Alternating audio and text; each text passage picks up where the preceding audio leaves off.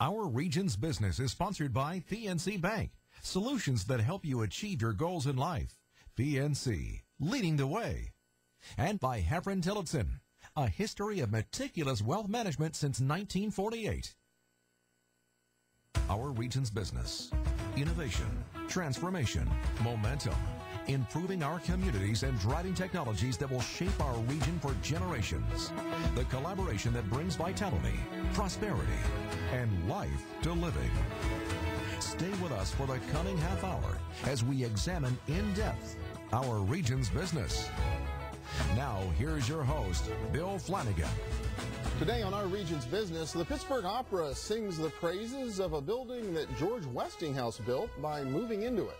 Plus a helping hand for those struggling to pay higher energy prices. But first, Pennsylvania's oil and gas industry is bouncing back in a big way. You know, 150 years ago next year, the energy industry was actually born in western Pennsylvania with Drake's Well in Titusville.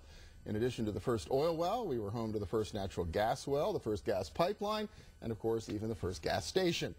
Today there's a new natural gas boom focused on the Marcellus Shale, a geologic formation that runs along the Appalachians.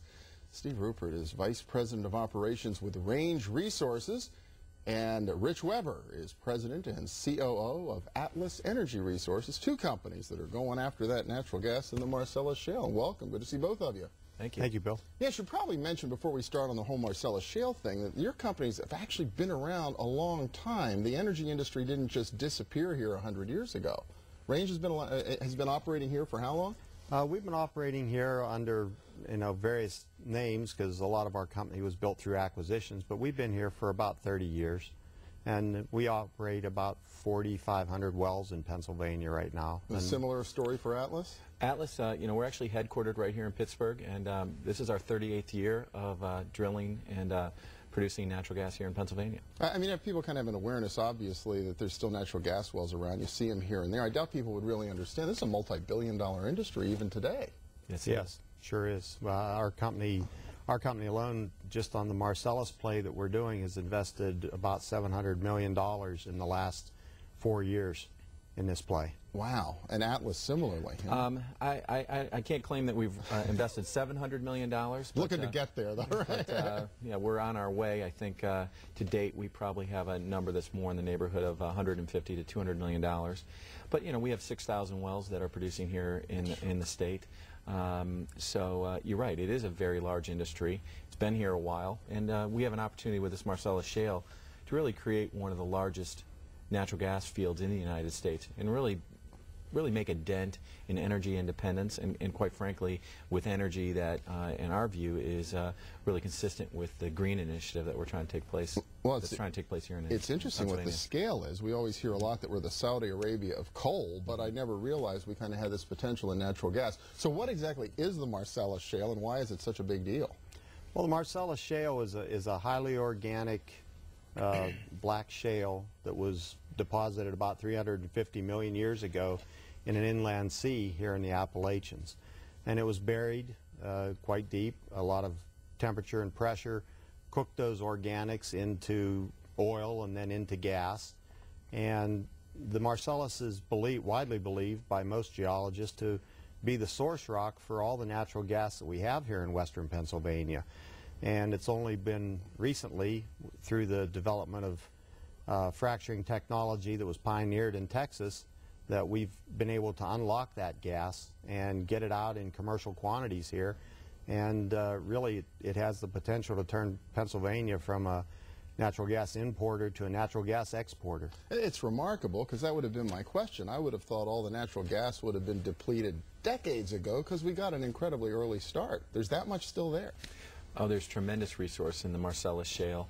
Our company alone in southwestern Pennsylvania, we think we have the potential to recover as much as 6 TCF, it's trillion cubic feet of natural gas, and I know Range, you all have targeted a number that's perhaps even more than that. Yeah, we're saying 15 to 22 TCF on the roughly 1.5 million acres that we have under lease in Pennsylvania. Now, we're talking Marcellus. There's other shale deposits or gas deposits in shale elsewhere in the country. That's where this new technology has been developed that makes this possible? Yes, yes. The Barnett Shale, which is in the Fort Worth Basin is currently the largest onshore gas field in the country, and they're producing about 4.5 billion cubic feet a day there. They drill about 3,000 wells last year. There's over 10,000 operating wells there.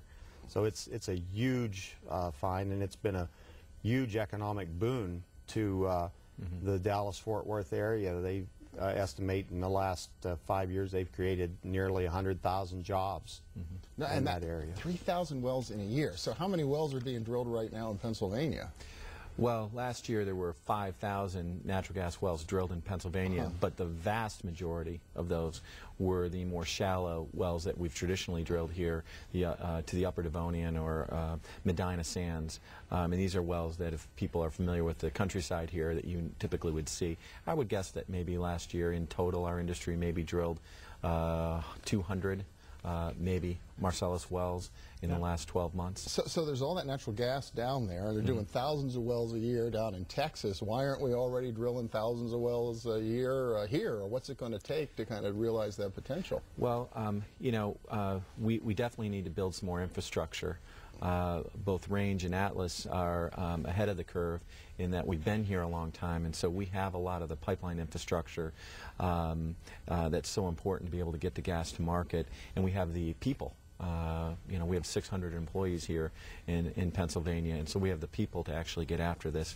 But as an industry, we've got to catch up a little bit from an infrastructure standpoint, and quite frankly, from a regulatory standpoint, Pennsylvania really wasn't ready for a play of this scale and magnitude, and the DEP is working very hard to try to structure a regulatory regime that's balanced, both in the care for the environment, which I know we very much support in the industry, but also balanced towards the opportunity of economic development, which there is huge potential here in the Commonwealth. Just a few seconds left, but I got to ask you, given the decline in energy prices, does that chill the effort here at all? Is that getting into your way, or is it still full speed ahead?